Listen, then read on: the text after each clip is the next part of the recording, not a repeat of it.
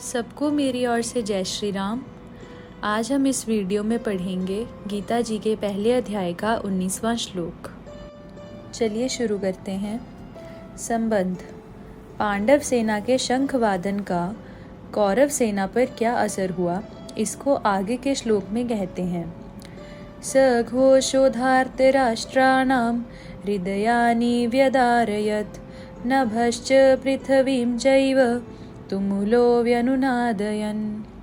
व्याख्या।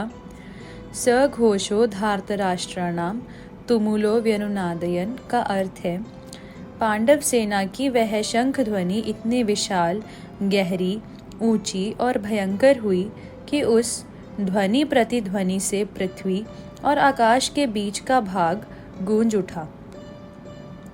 उस शब्द से अन्यायपूर्वक राज्य को हड़पने वालों के और उनकी सहायता के लिए उनके पक्ष में खड़े हुए राजाओं के हृदय विदीर्ण हो गए। तात्पर्य है कि हृदय को किसी अस्त्र शस्त्र से विदीर्ण करने से जैसी पीड़ा होती है, वैसी ही पीड़ा उनके हृदय में शंख ध्वनि से हो गई। उस शंख ध्वनि ने कौरव सेना के हृदय में युद्ध का जो उत्साह था, बल था, उसको कमजोर बना दिया, जिससे उनके हृदय में पांडव सेना का भय उत्पन्न हो गया। संजय ये बातें धृतराष्ट्र को सुना रहे हैं। धृतराष्ट्र के सामने ही संजय का धृतराष्ट्र के पुत्रों अथवा संबंधियों के हृदय विदीर्ण कर दिए, ऐसा कहना सभ्यतापूर्ण और युक्ति संगत नहीं मालूम देता। इसलिए संजय को धार्तराष्ट्र नाम न कहकर तावकी नाम आपके पुत्रों अथवा संबंधियों को ऐसा कहना चाहिए था, क्योंकि ऐसा कहना भी सभ्यता है। इस दृष्टि से यहाँ धार्तराष्ट्राणाम पद का अर्थ जिन्होंने अन्यायपूर्वक राज्य को धारण किया, ऐसा लेना ही युक्ति संगत तथा सभ्यतापूर्ण मालूम देता है। अन्याय का पक्ष लेने से ही उनके हृदय विदीर्ण हो गए, इस दृष्टि से भी यह अर्थ लेना ही युक्ति संगत मालूम देता है। यहाँ शंका होती है कि कौरवों की 11 अक्षौहिणी सेना के शंख आदि बाजे बजे तो उनके शब्द का पांडव सेना पर कुछ भी असर नहीं हुआ, पर पांडवों की 7 अक्षौहिणी सेना के शंख बजे तो उनके शब्द से कौरव सेना के हृदय विदीर्ण क्यों हो गए?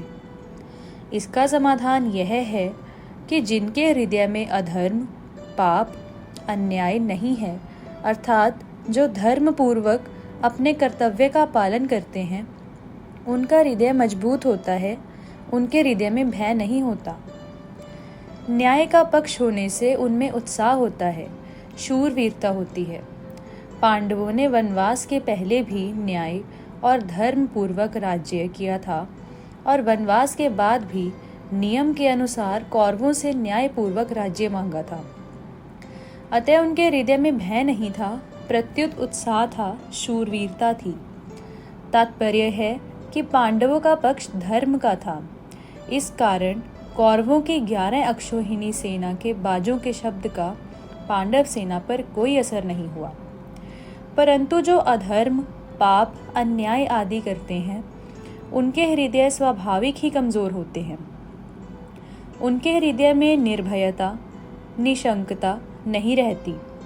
उनका खुद का किया पाप, अन्याय ही उनके हृदय को निर्बल बना देता है। अधर्म अधर्मी को खा जाता है। दुर्योधन आदि ने पांडवों को अन्यायपूर्वक मारने का बहुत प्रयास किया था। उन्होंने छल कपट से अन्यायपूर्वक पांडवों का राज्य छीना था और उनको बहुत कष्ट दिए थे। इस कारण उनके हृदय कमजोर, निर्बल हो चुके थे। तात्पर्य है कि कौरवों का पक्ष अधर्म का था, इसलिए पांडवों की 7 अक्षौहिणी सेना की शंख ध्वनि से उनके हृदय विदीर्ण हो गए, उन्हें बड़े जोर की पीड़ा हो गई। इस प्रसंग से साधक को सावधान हो जाना चाहिए कि उसके द्वारा अपने शरीर, वाणी, मन से कभी भी कोई अन्याय और अधर्म का आचरण न हो।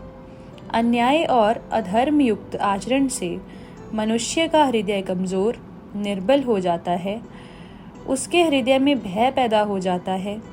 उदाहरणार्थ, लंकाधिपति रावण से त्रिलोकी डरती थी।